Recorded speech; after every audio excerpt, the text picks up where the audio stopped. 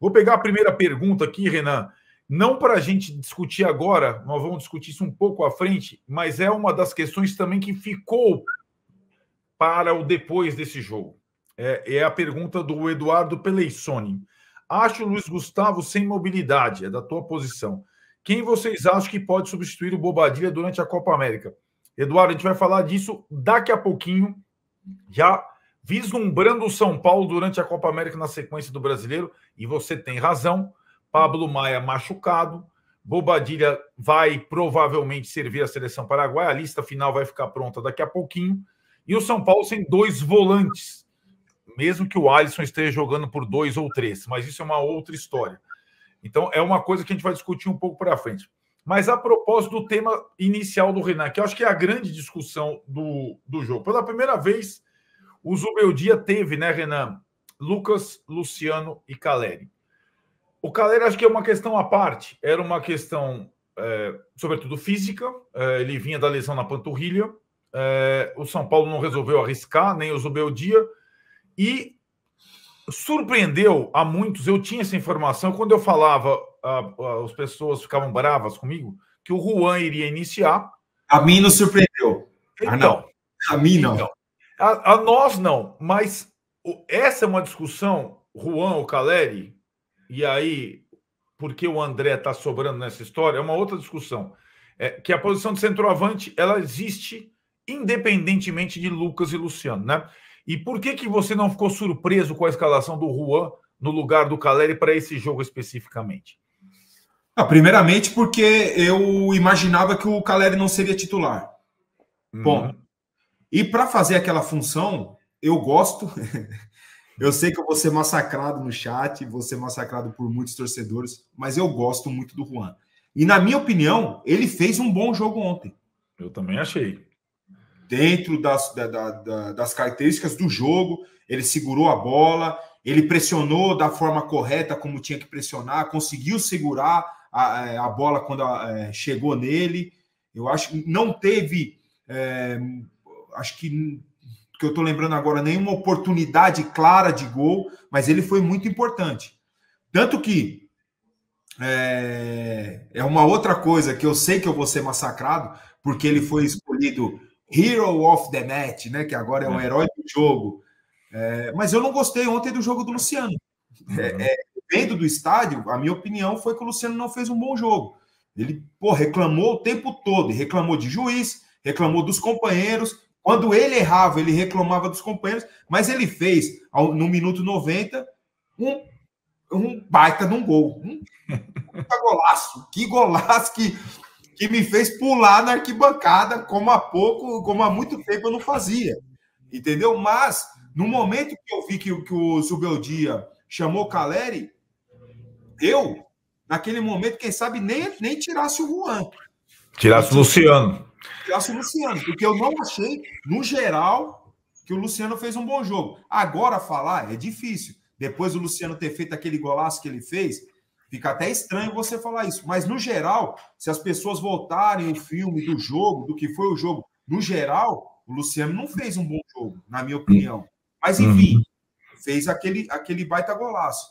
Agora, nessa possibilidade desses 3 jogadores, a gente já discutiu isso, Arnaldo. Há a possibilidade dos 3 jogarem juntos, mas não colocando o que, na minha visão, é o nosso melhor jogador, é o que tem a condição de desequilibrar qualquer defesa do Brasil, da América do Sul, que é o Lucas. Eu não posso, na minha opinião, Arnaldo, limitá-lo colocando ele do lado do campo. Repito, a linha lateral já limita ele. Você via que ele tentava por dentro e tentava trazer, principalmente no primeiro tempo, tentava trazer a bola para dentro.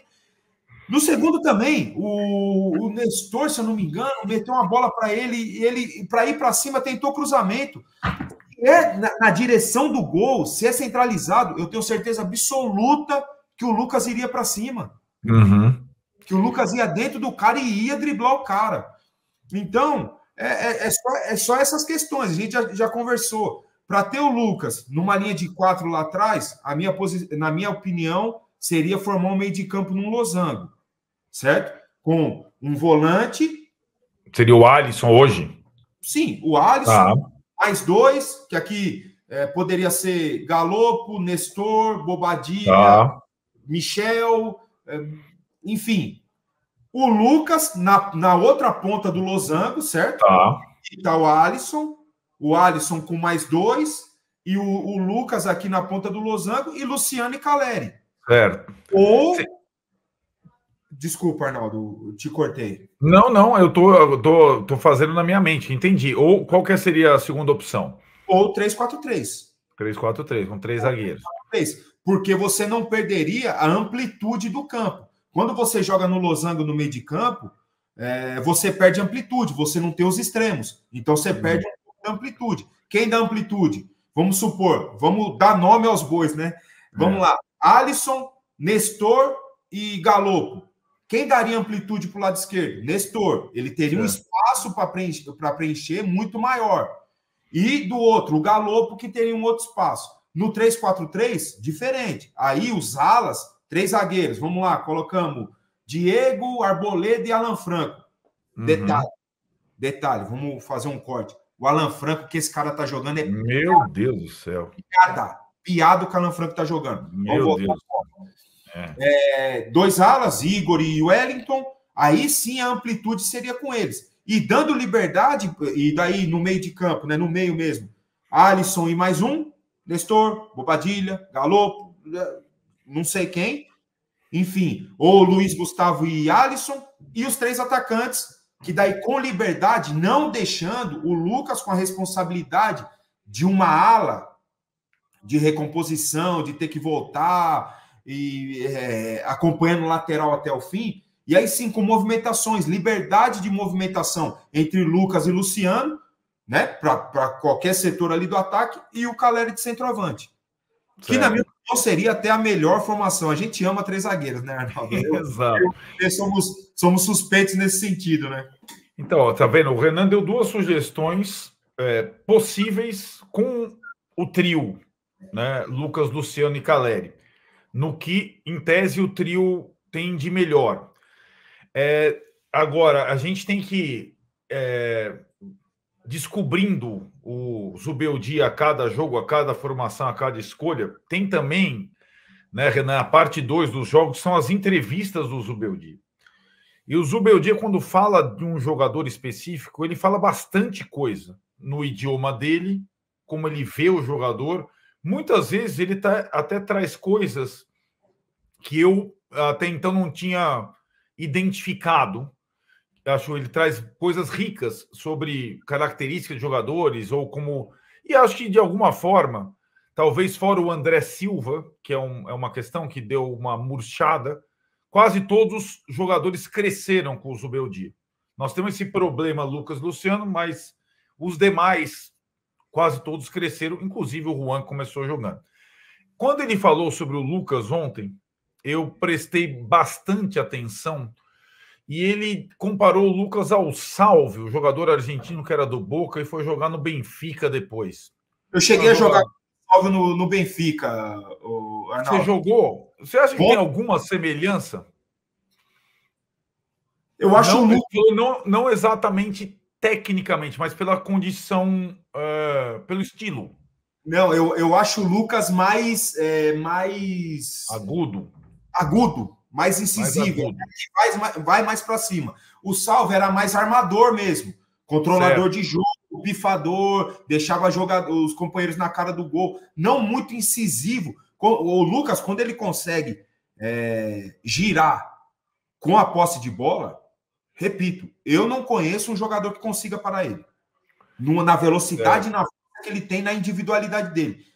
Um pouco diferente, na minha opinião, do Salvio. O Salvio não tinha tanto essa característica de ir partindo com a bola, entendeu? É muito bom você falar, porque eu tinha a mesma lembrança do Salvio. Só que quando o Zubeldia falou, ele me deu a impressão que ele espera que o Lucas possa fazer de vez em quando a função do Salvio, que seria, nas palavras dele, o que o Nestor faz pela esquerda, o Lucas faz pela direita. Como se fossem 2 meias, sabe? No meias que ocasionalmente ocupa os lados do campo. Ele também me pareceu insatisfeito com o Lucas marcado na linha lateral, se é que você me entende. Sim. Ele também achou que o Lucas ficou muito preso na linha lateral. Isso é só uma ilustração de como talvez ele esteja tentando algumas possibilidades, mas aí, se for para matar a principal característica do principal jogador, não faz sentido, né? Só para dar uma parcial aqui da enquete, Renan, nós vamos fazer uma quebrazinha, porque a gente vai olhar primeiro a primeira amostra do jogador misterioso, mas nós vamos voltar a esse tema porque tem mais uma pérola sobre esse tema. Por enquanto, a resposta da enquete. Qual a melhor formação do ataque titular do São Paulo? 74% com Lucas e Luciano, 22% só com o Lucas e 5% só com o Luciano. Aí seria um pouco demais. Mas se a gente tiver aí o jogador misterioso, só para dar uma pingada, eu dou uma dica e depois a gente volta para o tema, porque eu tenho uma coisa... olha lá, ó. Não tem muito, não dá para entregar muito, né? A época, a camisa pênalti entrega mais ou menos um momento, né? De uma história recente do São Paulo, eu que sou mais velho, história recente. Eu vou dar uma dica logo de cara, uma dica importante, uma dica que é uma dicona. São 3, mas eu vou dar uma dicona. O jogador misterioso é canhoto. A primeira dica. Já que nós estamos falando... Já, viu, Arnaldo? Já matou? Já matou, olha lá, tá vendo? Uma dica. Se a próxima dica vier o que eu estou pensando, é certeza absoluta. Então, daqui a pouco a gente dá a segunda dica do jogador misterioso. Tem gente acertando aqui, os caras estão muito fáceis, não dá. Essa dica canhoto destro, normalmente ela é muito impactante. Agora, vamos falar do outro cara, do Luciano, que você mesmo disse, não vinha jogando bem, não vinha. Teve até um lance, acho que muito tolo da parte dele, foi a tentativa de cavar um pênalti, tendo que o árbitro já tinha dado um pênalti, numa situação que ele tinha condição de finalizar, né? Uma enfiada de bola bem dada. Agora, ele faz aquele golaço. E por trás daquele golaço, além do golaço, tem uma situação que eu percebo específica com o Zubeldia e específica com o Luciano nessa temporada. A específica com o Zubeldia. O Zubeldia gosta bastante do cara. Ele usa... O Zubeldia, ele ama o Luciano e o Nestor. Pois isso aí já é um fato. Já deu para ver, né? Para ver já. A outra é que, em relação a todas as temporadas anteriores, é a melhor temporada fisicamente do Luciano de início, isso não tem discussão. Ele talvez, foi o que ele disse, né? Primeiro, no final do ano passado, depois do título da Copa do Brasil, todo mundo largou, ele não largou. A galera foi lá, cervejinha para cá, 5-0 para lá, tal, e ele jogou a Vera e conquistou pontos importantes no final. Ele levou a sério. Mas ele disse que foi a primeira vez que, durante as férias, ele treinou a Vera, como se ele não tivesse em férias, porque ele pensou, Luciano, tem Libertadores, tem Lucas, tem Rames Rodrigues, e eu vou ficar de novo de fora, como eu fiquei nas finais da Copa do Brasil.